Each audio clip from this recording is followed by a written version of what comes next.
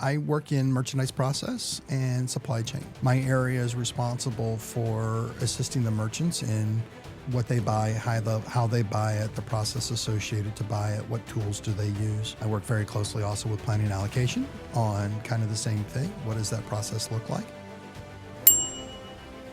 It's one of those things that if you're open to change and if you embrace change and if it's something that approach, I guess, with a positive attitude, it's just a lot of fun. And I enjoy it and I am never, ever bored. And I thought, oh crap, I've got to figure out a way to change a system, not lose productivity for people that have it memorized. Okay, this is something that's heavily embedded in the organization and we're going to have to rip it out and put something else in. Literally everything else has changed. Everything else in retail. The great thing is you don't know what tomorrow's going to bring, right? You got to be ready to change because tomorrow's going to be something completely different and we may not know what it is today, but that's okay. We'll figure it out as we go along. How long have you been here in totality? 15 years. 15. I just turned 15 years, June 10th, I think it was. Congratulations. Yeah, That's thanks. really cool. Yeah. I remember when you joined. So, what was life like before Bealls? Let's start at the beginning. Where'd you grow up? So when people ask me where you grew up, my answer is always Texas, right? So technically I was born in Michigan, but we were there for 6 months. Got out of there. My whole family was from the St. Louis area, right? So my parents all grew up in East St. Louis back when it was very much a suburban type of area, kind of, immediately after World War II. That whole side of my family was from either Illinois or Missouri.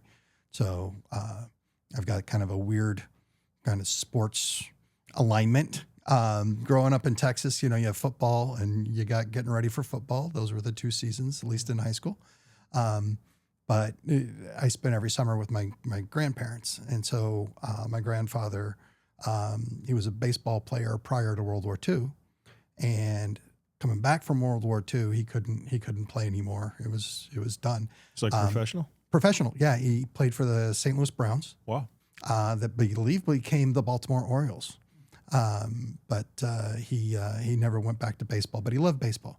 So every year we went to Busch Stadium, every summer that I was down there, we went to Busch Stadium and I would go to the Cardinals game. So I grew up, watching Ozzie Smith and all the Cardinals, Lou Brock, all the Cardinals play baseball. And so I've got this affinity for particularly the Cardinals and baseball with the Cardinals. Hockey, that was one of my favorite stories is the first fight I ever got in was at a hockey game. You weren't playing though. I was not playing. I was 5. I was in the stands and a puck came into the stands and I grabbed it. And this big kid came over and took it from me. Oh, right. No. And I was 5. I didn't know what to do. So you hit him. Punched him. I punched him. I punched him right in the nose. And he dropped the puck. And I grabbed the puck and I thrust it in the air. And the crowd's like, ah. So funny thing is, I still have that puck today. Wow. I have it. My wife, one time, I was telling somebody the story. And my wife's like, is that why we have that puck in the house? Yes, that's exactly why that puck is up in my bonus room kind of sports memorabilia area. And so that was the kind of the first fight I ever got in, and that was hopefully not the last one, but close to the last one. Not a whole lot of conflict in my life prior to that. So, but then has that story changed at all over No. time? Did it No. used to be a 3-year-old boy? No. or- It was never a full grown adult. It was an older kid, maybe 10. I don't know. When you're 5, everybody's bigger. Right. Kid could have been 6.5 for all I know. But yeah, that was fun. But I moved to Texas when I was in first grade, and then grew up in Texas. While I was there, I grew up in a really, really tiny town. I swear I remember the population being like 200 and something, but I pulled it up just to check, and it said 400 people. And so now it's, gotten big. It's, I think, almost 1,200 now. But it's a very big town geographically. So we covered a lot of square miles. So it was very much a farm town. The town was known for trade days back in the day, which was kind of this big swap meet. Everybody would show up in the town square, and you show up with a rake and you leave with a horse. Not a horse exactly, but you could leave with whatever. And that was kind of what it was known for. But it was great. I loved growing up in a really small town, a little red schoolhouse. I mean, just like you would picture, kind of little red schoolhouse. My class was the largest class, and we were 6 of us. So it was very tiny. No high school, no junior high. You had to leave town to go to high school and junior high. But it was great. It was one of those things. You living on the farm and growing up. Nice. Love it. Very cool. I didn't know a lot of that. So thank you for sharing that. That's really cool. So very unique upbringing for sure. Yeah. How did you get into, I guess, so Ohio State and then retail are two kind of... So, because as you well are aware, I've got an Ohio State affinity. So when I left high school, I went to Ohio State, enrolled in Ohio State. And when I was there, first quarter back then, when I was there, I walk into just kind of the math lecture. And I remember I walked into this hall, and there were more people in that hall than in my entire town. And it was just, honestly, it was just culture shock for me. It was something that it just, I was, 17 at the time. I just really wasn't emotionally prepared for that type of shift. So I ended up leaving Ohio State. I later completed college at Franklin University, which is another smaller school in Columbus. And I've always kind of kept on to that Ohio State affinity. Just, look, if you're in Columbus and you live in Columbus and you spend any significant amount of time there, you tend to maintain that affinity no matter what. And I did actually attend school, just never graduated from there. So, but that's kind of how the Ohio State thing came around. My mother had moved from Dallas to Columbus, so that's how I ended up going from Texas to Ohio. Yeah. Do you think that you weren't ready for college, or do you think that you were past college already? Like, well, you're a smart guy. I guess I think about like people like Bill Gates flunked out of college. There's like you get all these success stories of people that really struggled in college and then went on to have very, very successful careers. And like you on our senior vice president retreats, if we're doing a like a puzzle or something that we need to figure out, or something where you need to Ron's the guy that you want on your team, for anything that requires kind of thinking. So I guess I think about that like I've thought about it a decent amount over time, as just like, people that are highly successful, highly intelligent, oftentimes have difficulty with school and with college and with adjusting to that type of. Yeah, for me, it was never an academic thing. It was very much culture. It was I lived in a small town, and I went from there to a big city. I mean, obviously not New York size big, but for me, it was a big city, and the Ohio State campus, 50,000 students or whatever the enrollment was at the time, is a big campus. And so it was all culture, all my being prepared for a transition from, small town to big town type of thing. So that gave me more problems than anything else. Sure. Yeah. Okay. Well, good. Yeah. So then what about like retail? How did you end up getting into the field? So when I was, after I left Ohio State, I moved to Illinois for a little while. I actually worked in Walmart. So I started in Walmart. It would have been, 1986-ish, somewhere right around there. What were you making? Oh, God, I can't remember. I know it was single digit per hour. It might have been $4.75, $3.70, something. It was a small amount, right? Worked in Walmart, started as a cashier, went to managing the patio, lawn and garden area, went to electronics, and then took over food area. That was fun. That was kind of a interesting time. I remember walking around the store, and back then the power symbol was who had the keys, right? And you would when you'd walk in a certain way to make sure the keys jiggled just enough so people could hear you coming, and you know, it was just funny seeing the kind of the inner dynamic within the store itself, and it really was it was everybody's looking around. Okay, where's the guy with the key on the belt or the lady with the key on the belt that dictated who the manager was. So that was my first foray really kind of in retail. Then after that, I went in the military. I was in the military, I was in the Army for a while. After the Army, I got out and went into, it was technically retail, but it was kind of more like retail wholesale. We worked for a company that sold siding. It was a manufacturer of siding, and we sold to the installers. They would come buy it, and I kind of ran the office there for the siding company. Did that, and then after that, I got hired because I got an accounting degree, was my actual degree. Got hired at a company called Shonak. Shonak was in Columbus, and we were the ones that started DSW. So the foundation for DSW dates back to a company called Shonak, which was Steve Knack J. Schottenstein company. That's how the Shonak got created. So that got me started down my retail path. Okay. All right. Very cool. And what is it about retail for you that makes it, sticky, that it makes it that it's something that you want to be a part of? You know, I think it's, for me, it's fun. It's a fun thing. It's, I've held a lot of different positions. You know, I've worked in the stores, I've worked in the DC, I've worked, just like yourself, I've worked in a lot of different areas. I was in accounting, I was a merchandise controller, I was in IT. I became at one point the head of an IT organization. I got into process, and it's one of those things that if you're open to change, and if you embrace change, and if it's something that you approach, I guess, with a positive attitude, it's just a lot of fun. And I enjoy it, and I am never, ever bored. And it's one thing that I can say is I never get bored by anything, and I just really enjoy the whole thing. What do you do for Bealls? What is your specific job function right now? What are your responsibilities? You're an SVP for Bealls, and what do you handle? I work in merchandise process and supply chain. So my area is responsible for assisting the merchants in what they buy, how they buy it, the process associated to buy it, what tools do they use. I work very closely also with planning and allocation on kind of the same thing. What does that process look like?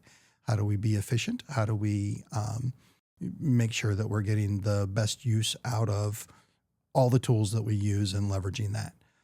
Additionally, we do the planning for a lot of the supply chain thing and coordination of the product as it moves through our supply chain to the stores. Okay, meaning what? Double click into that. Sure. So we work with both the transportation department and the DC processing facilities on all of their planning, everything around headcount planning, production planning, what they're doing. We work with transportation on what does the time lags look like for all the inbound flow, expected receipt volume, anticipated volume, whether it's containers coming in for imports or just domestic shipments coming throughout the various parts of the country. So efficiency is a huge part of what you do for Bealls. Efficiency is our primary reason for existence, right?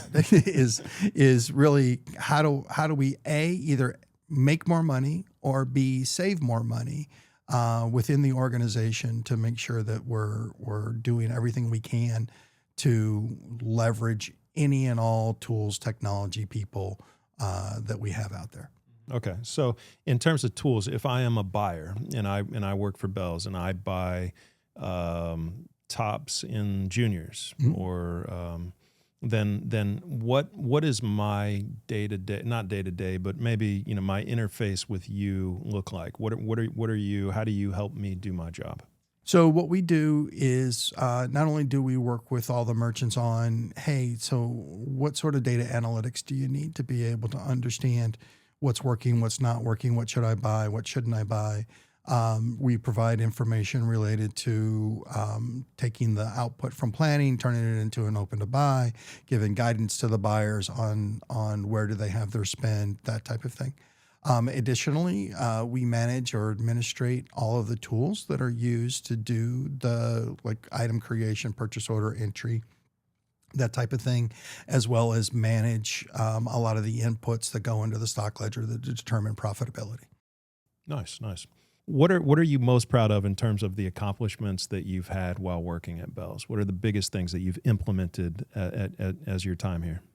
I think the first thing, the first one really was kind of the planning allocation system, where we completely revamped that and changed it. In what year was that? Well, I came on in 2010, and we started later that year. We put the first one in, I think it was 2013 is when we implemented the first one. It was one of those things of when I came to the organization, like, okay, well, I want to get a measurement for what kind of change management was going to be. And I still remember one of my first days, I went and I sat down with Martha Monahan, right, a Bealls Hall of Fame person.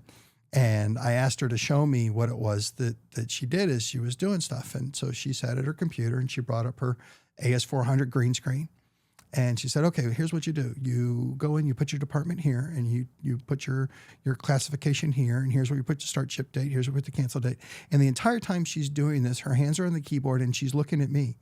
She's not looking at this computer screen, right? So she created an entire purchase order without looking at the computer screen at all. And I thought, oh crap, I've got to figure out a way to change a system, not lose productivity for people that have it memorized, right? And I was like, oh wow, this is gonna suck. And everything ended up working out fine, but it was just that first exposure to, okay, this is something that's heavily embedded in the organization, and we're going to have to rip it out and put something else in. So what I'm proud of is not that we replaced the system, but that we had as few bumps along the way as what we did, and making people more efficient. And we dynamically changed the way that we staff and what we do by making a lot of these changes. Somewhat recently, but not so recently, swapped out our core merch system, right? Which is another really, really big deal. That's the kind of the guts of everything that we do. All inventory transactions, all sales transactions go through it. And to swap that out is a massive undertaking. And we had some bumps for sure.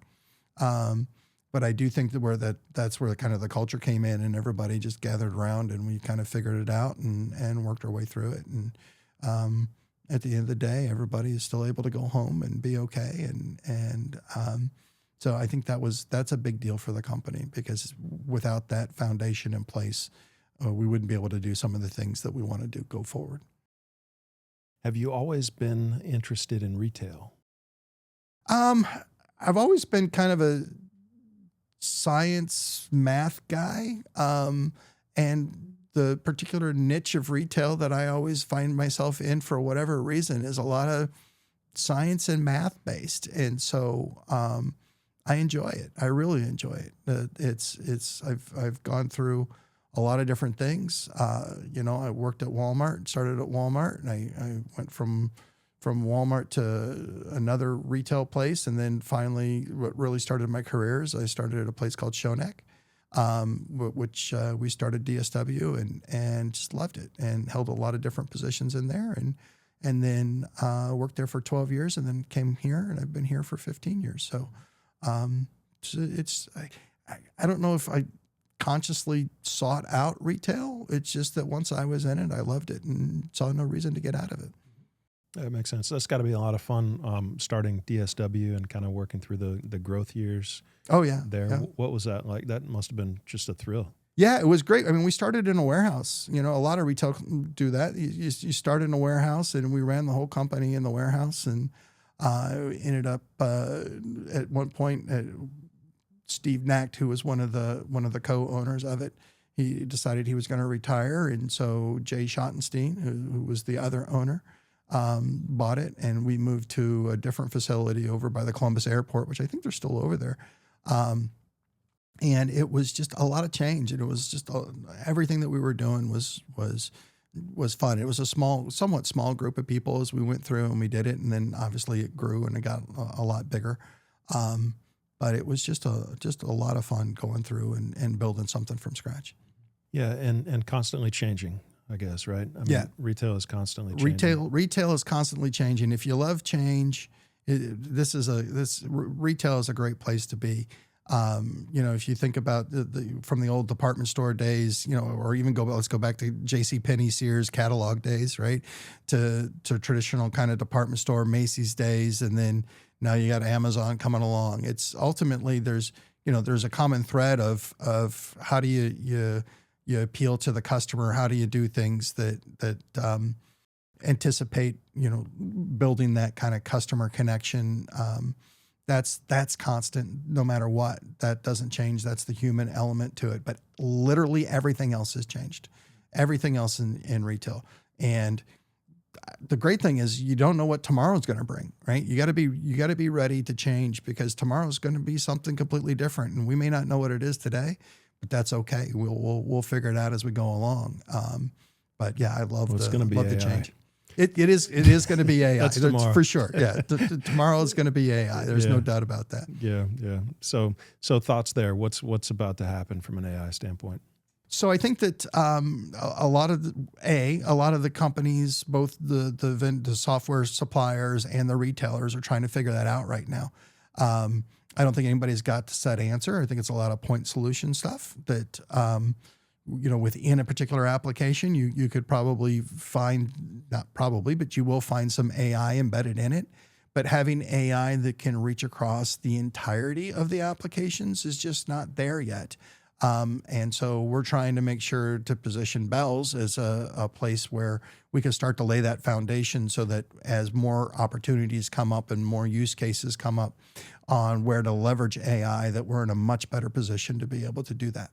And so if you have to think about the future scenarios of artificial intelligence and how it's being used in both a business standpoint, like from our business, how is AI going to be integrated into our business in 10 years? And how is it going to be integrated into the shopping experience of a consumer 10 years from now? I mean, those are kind of like the two really key elements that as a retailer, we need to figure out. Like, and the people who figure that out quicker are going to be the ones that in 10 years are going to be the ones that are on top and winning and growing and healthy, and the ones that are lag on that or laggards are going to be the people that are really going to be struggling for the next or not around, or not around at all. Exactly. So like when you visualize it and you're thinking about those two things, I mean, maybe we start with like the app for people, or the phone, or just the overall user experience before we get into the Bealls specifically and how it's going to impact Bealls. But 10 years from now, I mean, that's going out a long way. This is fully developed. It's, maybe not fully, but it's developed. People are using it. It's being embraced. There's clear winners and losers from where we are today. There's companies that are winning. There's a certain way that people are shopping. Like, what does that look like? Wow. Well, I wish I had that answer. We'd make a lot of money if I had that answer right now. Let's figure it out right now. Yeah, right now. Let's write it down. Let's do it. Yeah. It's hard to say. You certainly can envision the day where a person's standing in front. I mean, they already have the mirrors that you can stand in front of and try clothes on virtually, and you can just speak to it and order stuff. I think 10 years from now, that's everywhere. I think that the cost of producing it's going to go down. The cost of technology is going to go down. Your iPhone today is more powerful than the computer we sent an astronaut to the moon on. So, 10 years from now, just the way the technology changes, it's going to be dynamically different. It's hard to say what's going to be there, but you certainly envision a time where you're just going to speak to your device, whether it's a mirror, whether it's a phone, whether it's a whatever, and 24 hours later or 48 hours later, whatever it is that you want, it's going to be on your doorstep. That I don't see us as a civilization pivoting away from that. There's cost components and everything to it that ultimately you've got the physical movement of goods that have to be figured out. But just from a AI perspective, it's gonna continue to evolve. Yeah. Things always evolve towards the simplest, least just the least problematic, least complicated kind of finishing product. It's always like Amazon. It's the easiest thing. You pick up your phone, you click. It's a very quick delivery. It's to your door either the next day or the day after. That's ease of use and functionality that people want and need and expect these days. Like that's where things evolve to. Like driving around in gasoline cars. It's like you got to stop for gas every couple of days. That's now where, okay, you're at your home, you're just going to plug in, your car and you're going to get power. It's just an easier experience for the user. And so, these things always evolve towards ease of end use for the consumer. And if I'm a consumer shopping for clothes, well, I want it has to fit right. It has to feel right. It's got to be great quality. And so they're going to need to understand my dimensions, my proportions, my body sizes, my preferences on fabric, and who's going to know that 10 years from now?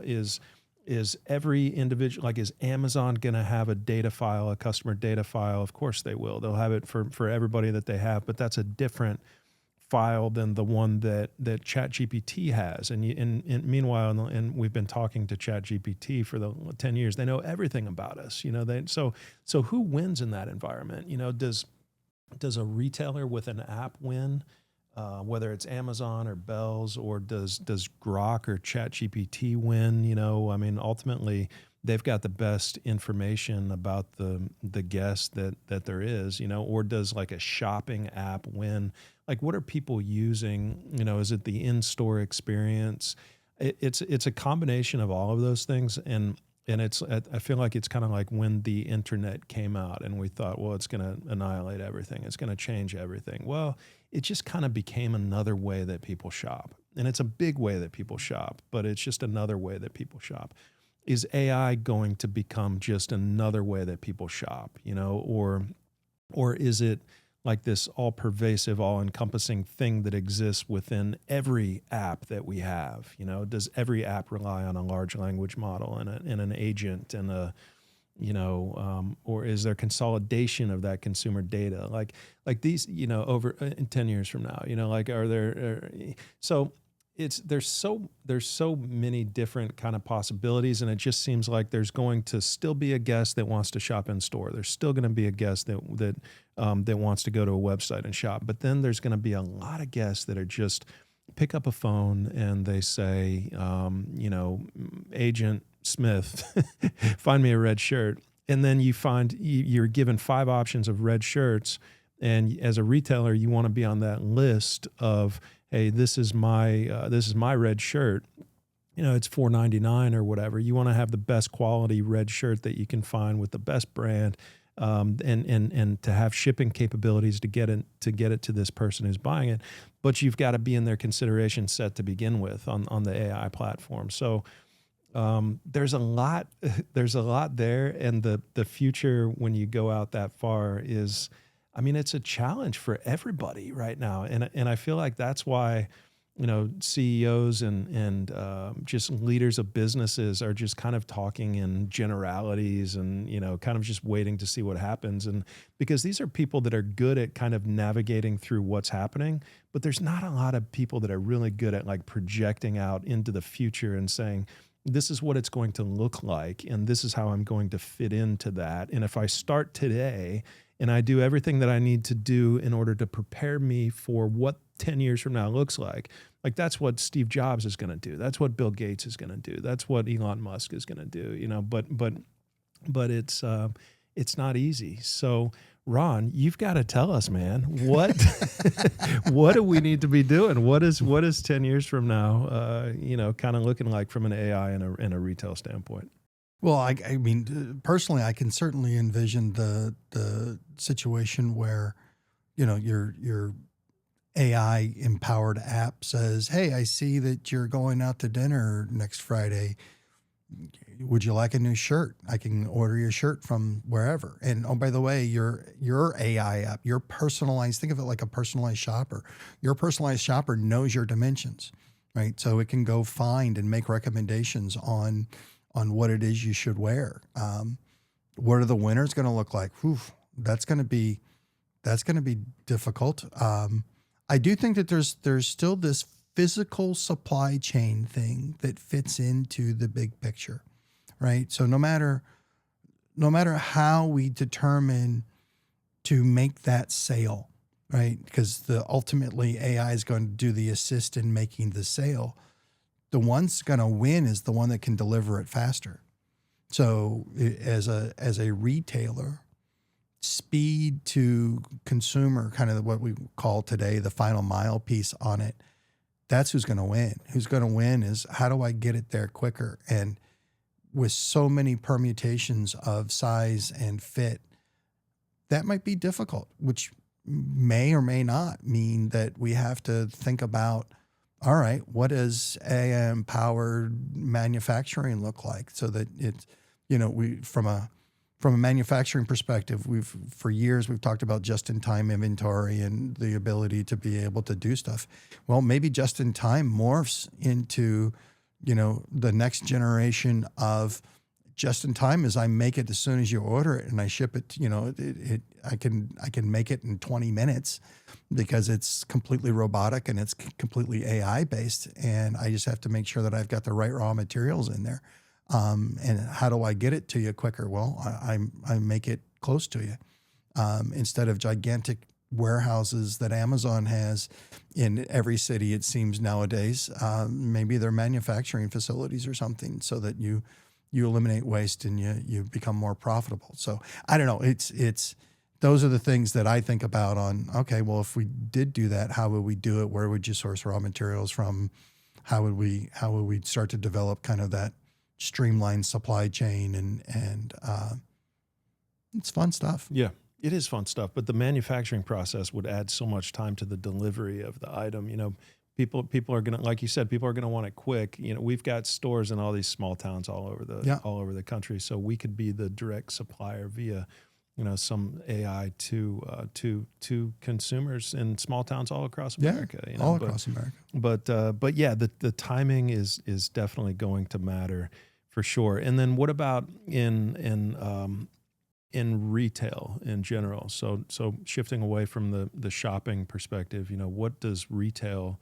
How does that change for Bealls specifically as we move forward into time?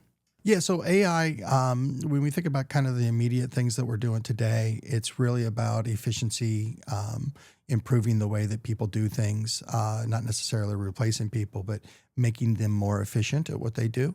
The agentic AI, which is now the prevalent AI that's coming out, is about automating tasks and being able to do things within an application that eliminates redundancy. So in the planning world, you could think about, hey, I want to elevate my inventory in this group of stores in this particular category, and it would just go do it for you. And, you just speak it, or maybe you type it out, but you get it into the AI tool through that manner. Additionally, trying to get that AI foundation that goes across the entire kind of breadth of applications that we do. We've got a separate application that creates purchase orders. We got a separate application that pays people. We got a separate application that moves goods through the distribution center. Having connected AI that spans across all those things, I think, is something that's going to be essential, because every little step that we do in one process of retail affects whatever that next step is, right? You don't just call up a vendor and magically everything appears in the stores. You've got to buy it, you got to pay for it, you got to move it through the supply chain, you got to get it in the stores, you got to display it, right? And I think that having the connected AI across all of those applications is really kind of that foundational piece that needs to be in place.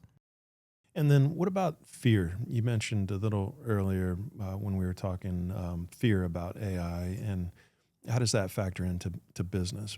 Yeah, I think that businesses can be slow to adopt AI just because of fear, right? The fear of the users being replaced by AI or jobs being eliminated by AI. And it's really, that's not what it is. It really is about, I want you to be able to make better decisions. I want you to eliminate the amount of time that you have to go and you have to do clicks and press enter and type things into a system or identify certain attributes or traits on things. I want you to think about, how do I better align myself to the customer, and how do I make sure that the things that I'm doing are established and continue to improve that relationship to the customer.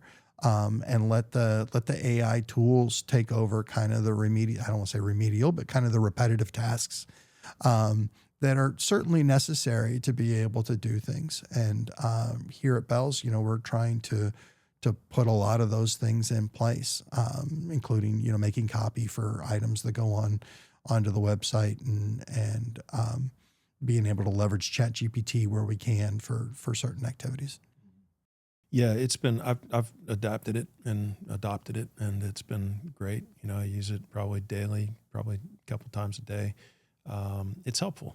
It's there's times when it's helpful to people, and it's a very it's a tool it just saves time on looking stuff. It's just so much more efficient and effective than Googling or whatever. But it is going to lead to job eliminations. I mean, just globally, it's this, any kind of revolution or big change like this has kind of always led to big changes and oftentimes job eliminations, but then the jobs come back, of course. They've always, or at least historically, anytime you've had a kind of like a revolution like this, the jobs have always come back.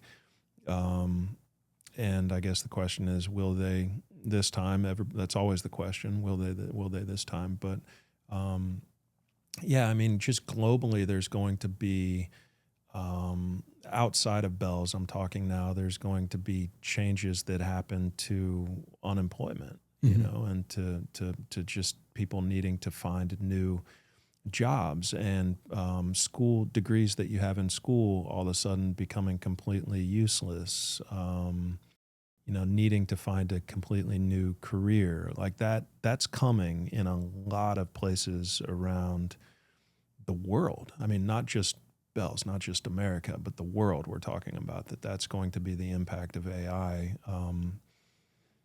And so it's just, I think it's something that we need to talk about and be honest with each other and be transparent about, not me and you, but people in general, the world, that this is going to happen and that this is coming, and that we need to understand this and to be prepared for it, and that it is going to impact people and their jobs. But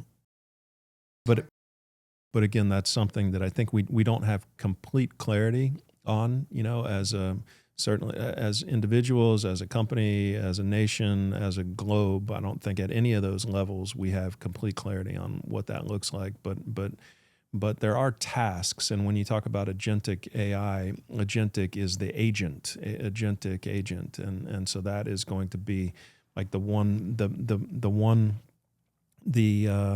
thing that takes orders and gets stuff done. It often, in a lot of cases, I think is going to be what replaces a physical human that's sitting in front of a keyboard, in front of a computer, completing tasks on a daily basis. Like those types of jobs are going to be replaceable globally by AI in the future. It's just kind of the reality. Mm-hmm.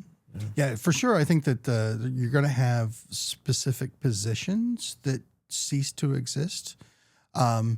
I like to think of it more like jobs are going to morph. You may not be doing the same task. You may not be doing, we may be able to eliminate certain activities, but Within Bealls, you're talking now. well, period.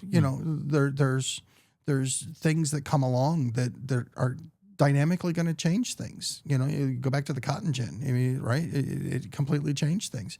This is what AI is. This is one of those things that's going to completely revamp the way that we do things and approach things. And certainly there are activities that are going to cease to need to be done because the computer can do them faster, more efficient.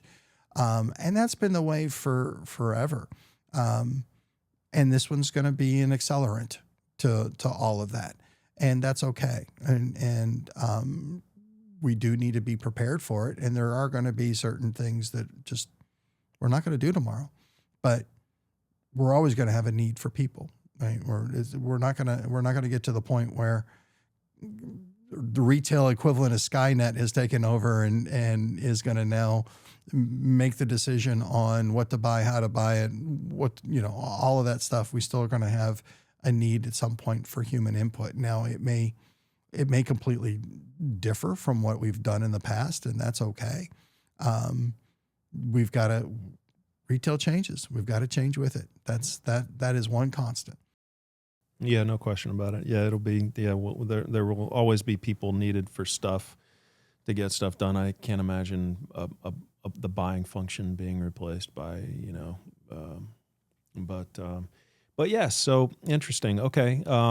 It's going to change everything. It's coming. It will be the cause of jobs that are going to be lost in that moment. And then, like you said, things find balance it's going to be very, very disruptive. And it's just kind of visualizing that for the future is one of those things that is just remains vitally important for us as a company to continue to try to do.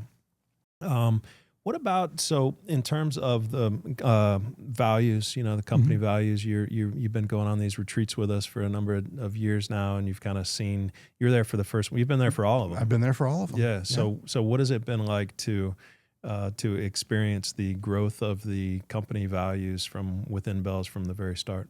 I think it's fantastic. I really do. We transitioned from kind of the typical, servant leader approach of values and kind of classic values to kind of more personalized values. And I personally think it's great. I enjoy every one of those conversations. You and I have had multiple conversations around them. And when you think about it, and if you can get people to grow personally and to be able to develop, it just makes the culture of the company better because you have less conflict, less discontent, less everything within the organization. And so I think it's been just a wonderful transition. And what were your thoughts specifically on the retreat from this year? Any big takeaways?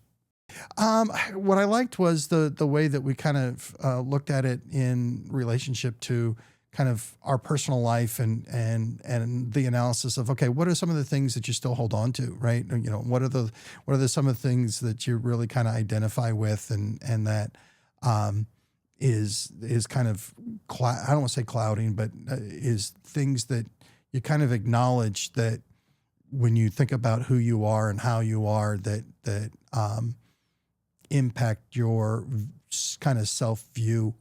I think you asked me one time, how do you identify yourself? I'm like, well, I'm Popeye, right? I am who I am. And that's okay. I'm not a sailor man, but I am who I am. And, as we delve deeper into it, it's like, okay, well, you like to think that you're a good father. You like to think that, there's these classifications that you kind of put on yourself. And while I think those are true, I'm not sure that really gets down to the core of who are you. And I'd love that type of kind of deep thought and conversation around those. So that for me, from the takeaway from this last one was probably kind of the most significant, is kind of that self-reflection of okay, who am I and how are things viewed through my lens. Cool. Love it. Yeah. It was really cool, really powerful, bunch of really cool, fun conversations and topics that we had in there for sure. And yeah, that whole exercise that we went through was really cool about attempting to be okay with, the things that we're identifying with, but just to be aware of it, Right. just to have that self-awareness and just to know that that these are the things that that I'm attached to right now, and it's like it's all the I ams. I am, whatever, all the things that I say that I am. And just having that awareness to know that I'm holding on to it and to know that it's okay to hold on to it, like that it's okay to be a Ohio State fan, and to like, of course it's ego, like we get it, it's ego, but Maybe not so much in Florida, but yeah. yeah, no, it's ego. It's ego for Florida too. But I've come to that. I've admitted that to myself. Yes. So yeah, that was a fun conversation for sure. And it's kind of one of those things that it's hard to even talk about it. I think, we get into so much depth and detail over the course of those almost really 2 days that to try to even, voice over it in 5 minutes is very difficult. But I appreciate I appreciate you doing that because you did it very articulately.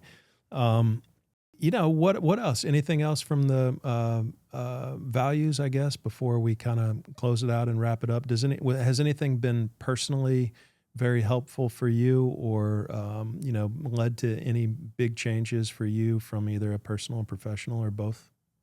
Yeah, I think that for me, the two values that are probably the most impactful for me is one, accountability, and two, empowerment. Right, and both from a self-realization perspective, meaning that that I am accountable for whatever thoughts that occur. Right, and that I shouldn't allow myself to get distracted by kind of random things that are happening, and empowerment from I have the ability to make that change myself. Right, I don't need something else from outside to be able to do it.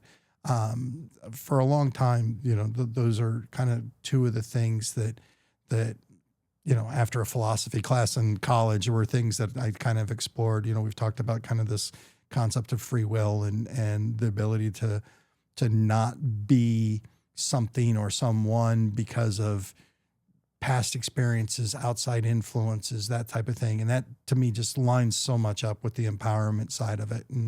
And I try to connect the accountability to it as well because of you get in a conversation with somebody and they say something maybe you don't agree with. And instead of reacting to whatever that statement is, there's another word, accept the statement for what it is. And then the way that you react to it is completely something that is within your control. And your mind may be saying, no, but you just like, okay, I need you to listen and to contemplate it and think about what that statement is and why is it bothering me, and be able to reflect on that. And I think that's, for me, those were huge, absolutely huge. Yeah, that's cool. That's cool. Very cool. Thank you for sharing. Let's move forward and maybe kind of wrap it up a little bit and close out. So what's next for you and for the team? What's coming up on the horizon? Well, in the short term, we're exploring what we're doing with becoming One Bealls. So we're kind of merging some of the organizations, planning organization, buying organization, trying to kind of restructure the company a little bit in those two areas. And one, we can't miss a beat when we do it, right? We have to be able to continue to operate efficiently and effectively. But getting that in place and being able to start to really look at, okay, how do we optimize some of these decisions, and where's the right kind of responsibility need to fall for these things, and then empowering the people to become more effective at what they're doing. That's going to be very important. That we anytime that you make a change of this magnitude, you have to look at the entire organization and say, okay, what do I need to do from a change management perspective to make sure that we don't overwhelm people and people understand, how does this impact them? You know, anytime you tell somebody you're going to make a change, one of the first things that ever pops in their mind is, okay, well, what does that mean for me? And so the communication of how you personalize what this means for you is very important to us. So that's a really big activity that we've got coming up. We're putting a new planning allocation system in, so that's going to be a fun implementation. And I think we're really setting ourselves up properly for the future here at Bealls with the A, the vendor selected, and B, kind of the approach we're taking on it. So I'm very excited about all that. Awesome. Yeah, me too. Do you want to explain to people the why behind becoming One Bealls and why we're going through the process of doing those consolidations? In a couple areas? So the why is, again, just to be maximally efficient, right? To be able to, you know, do I need two buying organizations to be able to buy for a company this size? Well, no, probably not, right? And so how do I make sure that we leverage talent across all banners that we have? You know, we've got the 3 banners out there: Bealls Florida, Bealls Home Centric, and so being able to meet the demand for that in the most operationally efficient approach is really one of the big benefits that we're going to get out of it. We'll be able to create specialists in any given area, so we can narrow the scope of what the buyers are buying so that they can really focus on a particular product classification to be able to be really good at that. So it really does set the organization up for becoming more knowledgeable on the depth of knowledge that we have in certain areas, and quite honestly, more streamlined and more efficient. Love it. Love it. Good stuff. Well, good. Yeah, that's exciting. What did we miss, man? We covered a lot. I'm sure there's a lot we didn't talk about, particularly when you get into the technology side, but I think that's it's a good start. Speaking of efficient, you covered a lot and very efficiently in a short period of time. So thank you. I really appreciate it. And that's a lot of great info packed into the short amount of time that we sat down. So what about on your team, maybe as a final question? Who do you really, it's hard to name a person or two because then you got to probably name everybody. But if I had to limit you to just naming, a handful of people and just giving some recognition about what people are doing out there today, like some of maybe the big projects that are currently happening today, who would you spotlight? Wow. Okay. So I would for sure call out Cliff Pardue, everything we're doing on EDI, supply chain. That's him and his group. So Cliff does a great job for us. So very excited in what he does.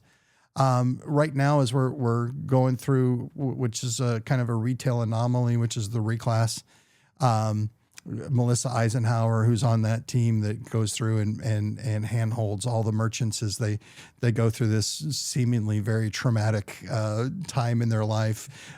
She does an absolutely fantastic job for it. So I would call out those two specifically. And you're right. Now I got to think about naming everybody else that's there. But those two in particular, I think consistently do a fantastic job. And right now in the heat of the battle are doing a great job as well. Awesome. Well, very good, Ron. It's been great to chat with you, man. What I guess looking forward again, then what's Ohio State looking like this year? You know what? Here, I don't ever pay any attention to that during the off season. Okay. I enjoy going into the football season and just sitting back and enjoying it for whatever it's going to be, because I don't need to develop any expectation, because whatever expectation I may form on it is completely irrelevant to the outcome. True. So I like sitting back and being with friends and watching the games and enjoying it. And win or lose, I'm going to have fun. And what I'm not going to do is I'm not going to let a win get me overexcited, and I'm not going to let a loss get me depressed. So good for you. It's easy to say when you're 12-1 every year. Well, I guess that's true. That's true. 13-2 or whatever. But good for you, man. I appreciate everything that you do for Bealls, everything that you've done for Bealls. You have a very complex area It's one that I think that a lot of people don't totally, understand what you do, but you've got a critical role for us. You're an SVP within the company. You do a lot to keep everything organized and everybody, highly efficient, and just I really appreciate what you do for Bealls. So thanks very much for coming on and explaining it to people and diving into some other fun topics. AI was a really cool kind of a dive, and it's just, it's one of those things where who knows, and we just got to try to plan for the likely scenarios. But can't thank you enough for your time, Ron, and any final closing words of wisdom. Oh, wow. No words of wisdom. Okay. No. I think everybody's heard enough from me already. But thank you for having me on, and I really appreciate it. And look, I love the company, and I think we're in a great spot, and we're ready for whatever's next. Awesome. Well said, and agree with you, man. Talk. We'll have to have you back on maybe after a year or so. I like to kind of cycle out the heavy hitters and just make sure that we're staying up to date on what's happening throughout the company, what's on the mind of the leaders within the company. So again, can't thank you enough, and we'll wrap it up with that. So, Excellent. Thank you. Yep. Thank you.